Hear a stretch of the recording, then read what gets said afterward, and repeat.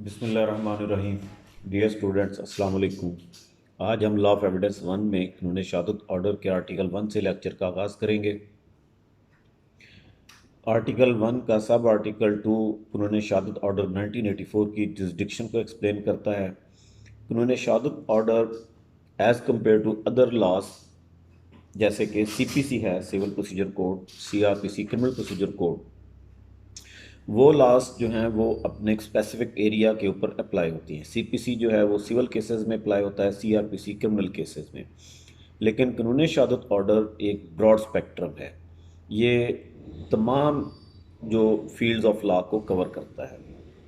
तो सब article two के मुताबिक तमाम courts, tribunals including the court martial या ऐसी तमाम अथॉरिटी जो कि कोसाए जुडिशल अथॉरिटीज़ या जुडिशल अथॉरिटी इस्तेमाल कर रहे हैं, उनके ऊपर कानून शहादत ऑर्डर 1984 एप्लीकेबल होगा। इसमें सिर्फ एक एक्सेप्शन है कि आर्बिट्रेटर की जो आर्बिट्रेशन प्रोसीडिंग्स हैं इन उसके ऊपर कानून शहादत ऑर्डर एप्लीकेबल नहीं होगा। उसके अलावा तमाम जुडिशल और कोसाए जुडिशल प्रोसीडिंग्स जहाँ भी होंगी उनके ऊपर कानून शहादत ऑर्डर एप्लीकेबल होगा। इसके बाद इसका आर्टिकल टू इंटरप्रिटेशन क्लास है। ये इसमें जो टर्म जो फ्रेजेस यूज़ हुए हैं कानून शहादत ऑर्डर में इंपॉर्टेंट, उनकी डेफिनेशंस हमें बताता है। ये हर लॉ के लिए ज़रूरी होता है क्योंकि डिफरेंट जो वर्ड्स हैं उनके according to different context meaning, according to different laws उनकी डेफिनेशंस चेंज हो सकती हैं। तो इसलिए ज़रूरी होता है कि हर लॉ अपनी स्पेसिफिक टर्म्स को एक्सप्लेन करे कि उनके उस लॉ के तहत क्या मीनिंग लिए जाएंगे। तो आर्टिकल टू का सब आर्टिकल वन कहता है in this order unless there is anything repugnant in the subject और कॉन्टेक्स्ट। मीन्स कि जो यहाँ पे डेफिनेशंस दी गई हैं फ्रेजेस की, टर्म्स की, वो कंसिडर की जाएंगी अनलेस एंड अनटिल के सब्जेक्ट और कॉन्टेक्स्ट यानी सियाको सबाक के वाले से अगर कोई डिफरेंट मीनिंग ज़ाहिर होते हैं तो उसको देखा जाएगा। अदरवाइज जो मीनिंग यहाँ पे बयान किए गए हैं वही मीनिंग कंसिडर किए जाएंगे। इसमें सबसे पहले कोर्ट को एक्सप्लेन किया गया है। जैसे हमने आर्टिकल वन में पढ़ा था कि तमाम कोर्ट्स के ऊपर कानून शहादत ऑर्डर अप्लाई होता है। तो what is a court, question ये राइज होता है। तो आर्टिकल टू कोर्ट को एक्सप्लेन करता है। कोर्ट इंक्लूड्स ऑल जजेस and magistrates and all persons except arbitrators legally authorise to take evidence. तमाम सिविल क्रिमिनल कोर्ट्स और वो तमाम अशखास जिनके पास under the law evidence record करने का अख्तियार है, they will be considered as court except arbitrator.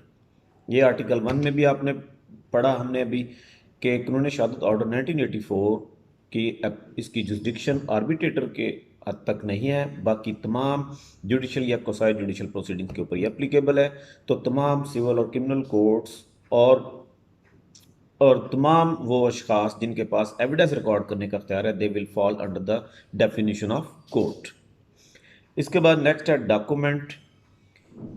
आम जिंदगी में हम डॉक्यूमेंट समझते हैं, कागज़ के ऊपर जो चीज़ लिखी होती है उसको हम डॉक्यूमेंट समझते हैं, लेकिन लीगली ऐसा नहीं है।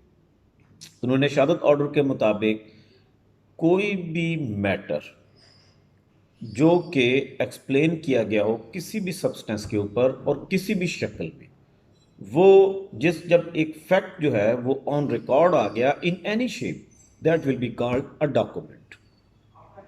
तो Qanun Shahadat order article to में इसकी डेफिनेशन है, मीन्स एनी मैटर एक्सप्रेस्ड और describe upon any substance. Number one, कि कोई मैटर उसको एक्सप्रेस किया गया हो या डिस्क्राइब किया गया हो अपॉन एनी सब्सटेंस।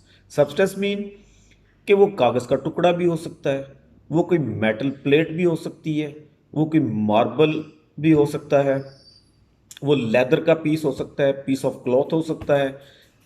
जैसे नेम प्लेट होती है, वो प्लास्टिक की भी होती है, स्टील की भी होती है, ग्लास की भी बनी होती है। तो किसी भी सब्सटेंस के ऊपर जब कोई मैटर एक्सप्रेस किया गया या उसको डिस्क्राइब किया गया बाय मीन्स ऑफ लेटर्स, अल्फाज के ज़रिए, फिगर्स, अदाद शुमार के ज़रिए, और मार्क्स या कुछ निशानात के ज़रिए, और by more than one of these means, या इनमें से एक से ज़्यादा ज़राए लेटर्स, फिगर्स, मिक्स इनके ज़रिए कोई मैटर एक्सप्लेन किया गया है, और उसको एक्सप्लेन करने का मकसद क्या है, इंटेंडेड टू बी यूज्ड, कि उसको इस्तेमाल करना मकसद है, और विच में be used for the purpose of recording that matter, कि वो जो एक मीन यानी मैटर जो है उसको एक्सप्रेस किया गया है या डिस्क्राइब किया गया अपॉन एनी सब्सटेंस, उसका मकसद to bring that matter on record, तो उसको हम कहेंगे डॉक्यूमेंट। इसके आगे इलस्ट्रेशंस हैं। A writing is a document, जैसे हम कागज पे लिखते हैं, that is a document. Words printed, lithographed or photographed are documents. A map or plan is a document. Even a caricature, ये जो कार्टून बनता है, जो लाइनें खींच के एक चीज बनाई जाती है, that is also a document, because that explains a matter on a substance. Next है जी एविडेंस इंक्लूड्स। एविडेंस किसको कहते हैं? All statements which the court permits are required to be made before it by witnesses. Court के सामने जो witnesses statement देते हैं, all statements, वो एविडेंस कहलाती हैं। लेकिन क्या ऑल स्टेटमेंट्स, कोई भी स्टेटमेंट जो कोर्ट के सामने कोई विटनेस देगा वो एविडेंस होगी? नो। वो दोज ऑल स्टेटमेंट्स जो कि कोर्ट के सामने विटनेसेस दे रहे हैं in relation to matters of fact under inquiry, जिनका ताल्लुक उस मैटर ऑफ फैक्ट के साथ है जिसके ऊपर कोर्ट इंक्वायरी कर रही है, such statements are called oral evidence, तो उसको कहा जाएगा ओरल एविडेंस। इट मीन्स कि कोर्ट के अंदर विटनेसेस की तरफ से वो तमाम ओरल स्टेटमेंट जो कि उस फैक्ट से रिलेटेड हैं जिसके ऊपर कोर्ट इंक्वायरी कर रही है, उसको हम कहेंगे ओरल एविडेंस। एविडेंस की दूसरी किस्म है डॉक्यूमेंट्री एविडेंस, जो गवाह कोर्ट में आके, विटनेस आके अपनी ओरल स्टेटमेंट रिकॉर्ड कराता है, that is called oral evidence. और जो डॉक्यूमेंट्स की शक्ल में एविडेंस कोर्ट में प्रोड्यूस की जाती है, उसको कहा जाता है documentary evidence. All documents produced for the inspection of the court, such documents are called documentary evidence. Next है फैक्ट। फैक्ट किसको कहते हैं? एनीथिंग, स्टेट ऑफ थिंग और relation of things capable of being perceived by the senses। कोई भी चीज़ या state of thing या उसकी कंडीशन, स्टेट ऑफ थिंग्स और रिलेशन ऑफ थिंग्स या चीज़ों का आपस में ताल्लुक, जिसको हम परसीव कर सकते हैं बाय सेंसेस। सेंसेस कितनी है? सेंसेस 5 किस्म की हैं। लिसनिंग, हेयरिंग हो गई, वन सेंस हो गई। स्पीकिंग, सीइंग, टच, टेस्ट, तो सुनने की, स्मेल की सेंस, सुनने की सेंस, सूंघने की सेंस, देखने की सेंस, टच करने की सेंस और चखने की सेंस। तो ये 5 सेंसेस जो हैं, इनकी मदद से अगर आप किसी भी चीज़ को या उसकी स्टेट ऑफ थिंग को या रिलेशन ऑफ थिंग्स को अगर आप परसीव कर सकते हैं, तो that is called a fact. Any mental condition of which any person is conscious, या किसी की मेंटल कंडीशन जिसको दूसरा शख्स फील कर सकता है, that is also a fact. इसकी इलस्ट्रेशंस में मैं टाइम सेविंग के लिए आप लोग खुद पढ़ लीजिएगा, उसमें मैं ज़्यादा डिटेल में नहीं जाऊंगा, इससे आप खुद पढ़ सकते हैं इसमें। हाँ, इसमें एक चीज़ जो आपने गौर करना है कि इसकी जो इलस्ट्रेशन ई है, इसमें जो expressions automated electronic information system, electronic document, electronic signature, advance electronic signature and security procedure shall bear the meaning given in the electronic transaction ordinance 2000। तो कानून शहादत ऑर्डर में इन फ्रेजेस को एक्सप्लेन, इनकी डेफिनेशन नहीं दी गई। यहाँ पे ये मेंशन कर दिया गया है कि इन फ्रेजेस की डेफिनेशन वही कंसिडर की जाएगी कानून शहादत ऑर्डर के पर्पसेस के लिए, जो कि इलेक्ट्रॉनिक ट्रांजैक्शन ऑर्डिनेंस 2000 में डिफाइन की गई है। नेक्स्ट इसमें आ जाता है रेलेवेंट फैक्ट, कि रेलेवेंट फैक्ट किसको कहते हैं? One fact is said to be relevant to another when the one is connected with the other in any of the ways referred to in the provisions of this ordinance relating to the relevancy of facts। ये हम relevancy of facts का आगे chapter आएगा, उसमें जाके हम detail में पढ़ेंगे कि फैक्ट्स कैसे रेलेवेंट होते हैं। इसमें जो इस वक्त यहाँ पे मेन जो पॉइंट वो आपने समझना वो ये है कि जब दो फैक्ट्स का आपस में कोई रिलेशन बनता हो, वो आपस में एक दूसरे से कनेक्ट होते हों, तो उनको हम कहेंगे रेलेवेंट फैक्ट्स, कि वो एक दूसरे से रेलेवेंट हैं। उसके बाद fact in issue. Fact in issue उस फैक्ट को कहते हैं जिसके ऊपर पार्टीज के राइट्स और लायबिलिटीज डिपेंड करते हैं।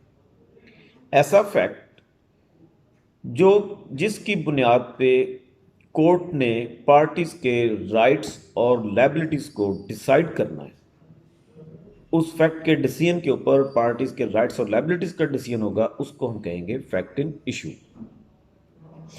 इसकी डेफिनेशन है, fact in issue, the expression fact in issue includes any fact from which either by itself or in connection with other facts, कि या तो वो fact by itself or in connection with other facts, उसकी बुनियाद पे अकेले या दूसरे फैक्ट्स के साथ मिलके the existence, non existence, nature or extent of any right, liability or disability asserted or denied in any suit or proceeding necessarily follows, कि उस फैक्ट के अकेले की बुनियाद पे या दूसरे फैक्ट के साथ मिलके कोर्ट के अंदर किसी मैटर ऑफ इंक्वायरी में, किसी प्रोसीडिंग्स में जो पार्टीज ने राइट्स और लायबिलिटीज को असर्ट किया है या डिनाई किया है, उन राइट्स और लायबिलिटीज की एग्जिस्टेंस, नॉन एग्जिस्टेंस या डिसेबिलिटी वो प्रूव होती हो, तो उसको फैक्ट को हम कहेंगे फैक्ट इन इशू। इसकी लैंग्वेज थोड़ी सी टेक्निकल है, इसमें कॉमर्स का इस्तेमाल किया गया है। लीगल ड्राफ्टिंग को समझने के लिए आपको कॉमर्स का इस्तेमाल समझना ज़रूरी है। दो कॉमास एक सेंटेंस के अंदर किस वक्त इस्तेमाल किए जाते हैं? किसी एक चीज़ को एक्सप्लेन करने के लिए उसकी explanation that is additional in the sentence, उसको दो कॉमास के अंदर क्लोज कर दिया जाता है। इसकी मैं आपको एग्जांपल ऐसे देता हूं। आप कहते हैं Asad did not attend the lecture today, it's a complete sentence, it gives a meaning. अब यहां पे एक चीज जो है वो क्लियर नहीं है, हु इज असद। आप इस सेंटेंस में ये भी एक्सप्लेन करना चाहते हैं कि असद कौन है, तो आप कहते हैं Asad comma my roommate comma did not attend the class today. अब ये जो असद के बाद आपने कॉमा लगाया और लिखा माय रूममेट, फिर उसके बाद कॉमा आ गया, ये बता रहा है कि हु इज असद, असद कौन है। इस पार्ट को आप सेंटेंस में निकाल भी दें तब भी सेंटेंस अपने मीनिंग देगा, वो मीनिंगफुल सेंटेंस रहेगा। तो इस ड्राफ्टिंग में इसी तरह कॉमास के अंदर चीज़ों की एक्सप्लेनेशन दी गई है। अब मैं इसको दोबारा पढ़ता हूं और मैं आपको उसको एक्सप्लेन करता हूं कि आपने इस ड्राफ्टिंग को समझना कैसे। Fact in issue includes any fact from which comma by itself or in connection with other facts. अब इसको अगर हम निकाल भी दें, इस दरमियान वाले पोर्शन को, इसको हम डायरेक्ट पढ़ें।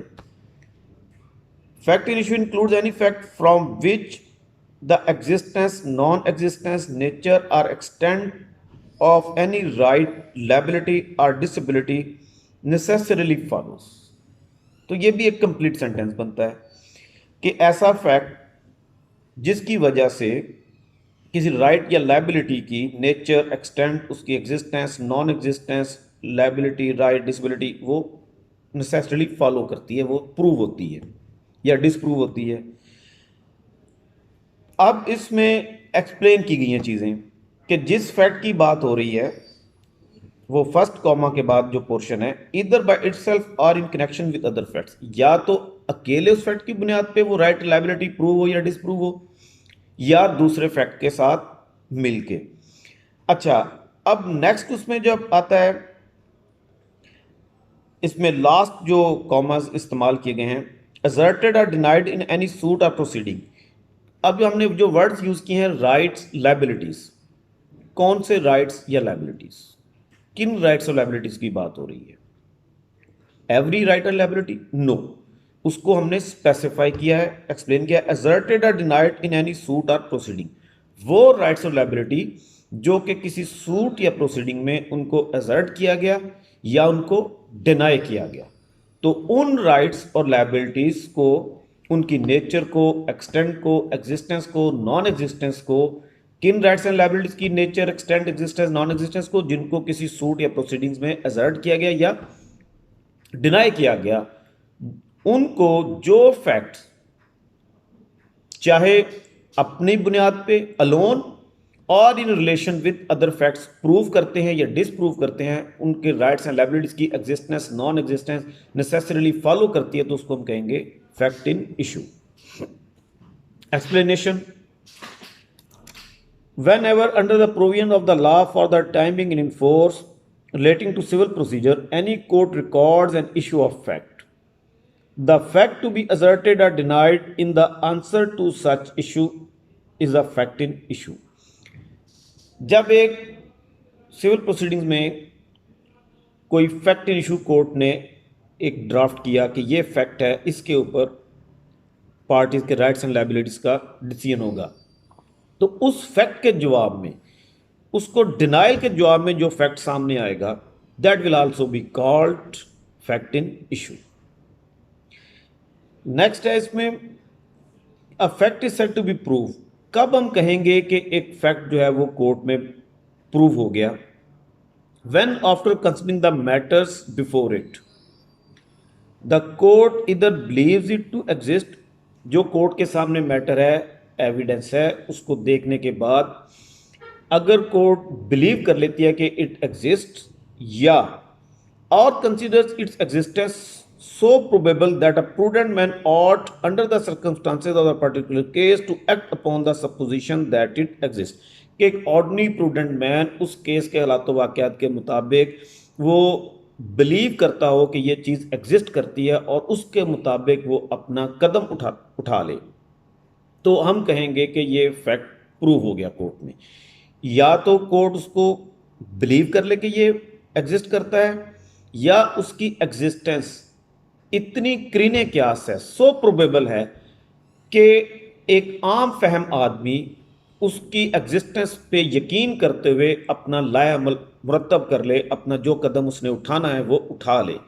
इतना वो उस करीब अज़ इम्कान है, इतना प्रोबेबल है कि उसका वक्त एग्जिस्ट करना, कि उस पर वो शख्स, एक ऑर्डिनरी प्रूडेंट मैन, बिलीव करे कि ये हाँ एग्जिस्ट करता है, तो उस सूरत में भी हम कहेंगे the fact is proved.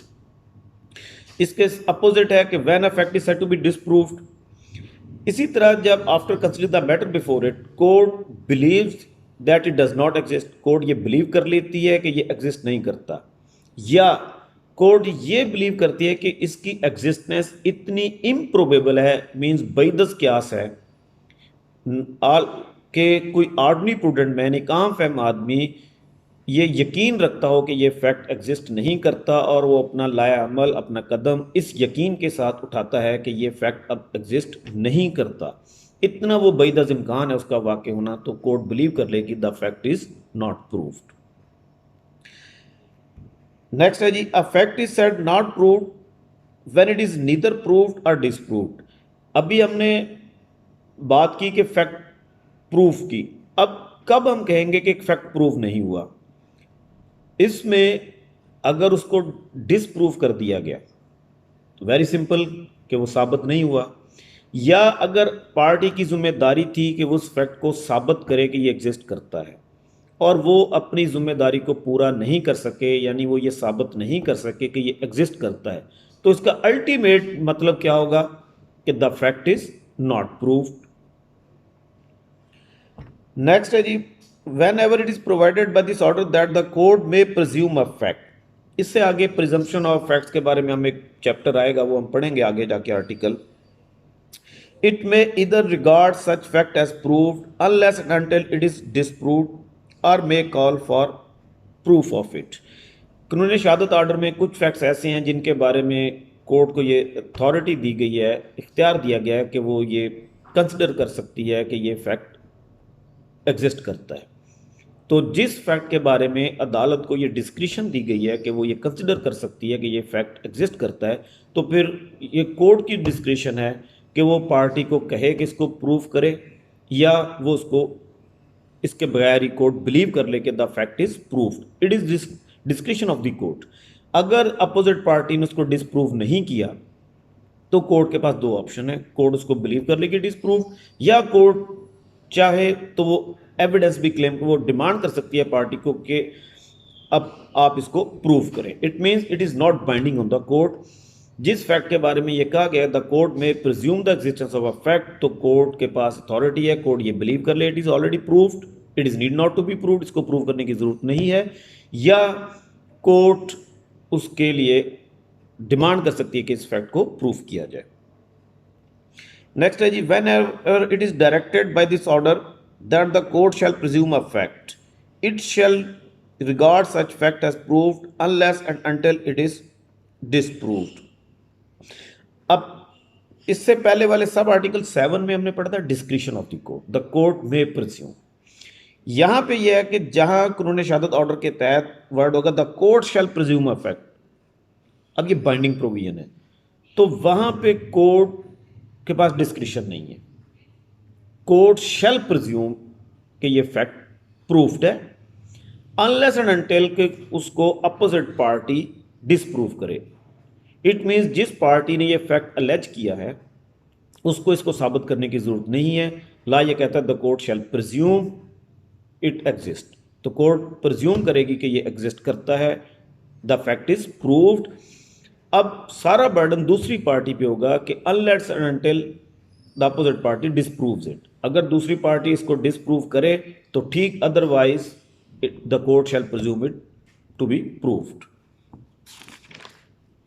Last है जी इसमें सब article 9, when one fact is declared by this order to be conclusive proof of another, the court shall on proof of the one fact regard the other as proved and shall not allow evidence to be given for this purpose of disproving it। अगर एक fact जो है वो दूसरे fact का conclusive proof है और जो पहला फैक्ट दूसरे फैक्ट का कंक्लूसिव प्रूफ है, अगर पहला फैक्ट प्रूव हो गया तो इट मीन्स कि दूसरा फैक्ट भी ऑटोमेटिकली प्रूव हो गया, दूसरे फैक्ट को प्रूव करने की जरूरत नहीं है। और पहला फैक्ट प्रूव होने के बाद कोर्ट दूसरे फैक्ट को डिसप्रूव करने की इजाज़त भी नहीं देगी। ये डेफिनेशन क्लास आज हमने पढ़ ली है, आप इसको खुद से पढ़ें, इसको समझने की कोशिश करें। अगर आपको कोई डिफ़िकल्टी पेश आती है, कोई चीज़ समझ नहीं आती, तो आप मुझे क्लास के व्हाट्सएप ग्रुप में मैसेज करके वो सवाल पूछ सकती हैं। Thank you very much. अल्लाह हाफिज़।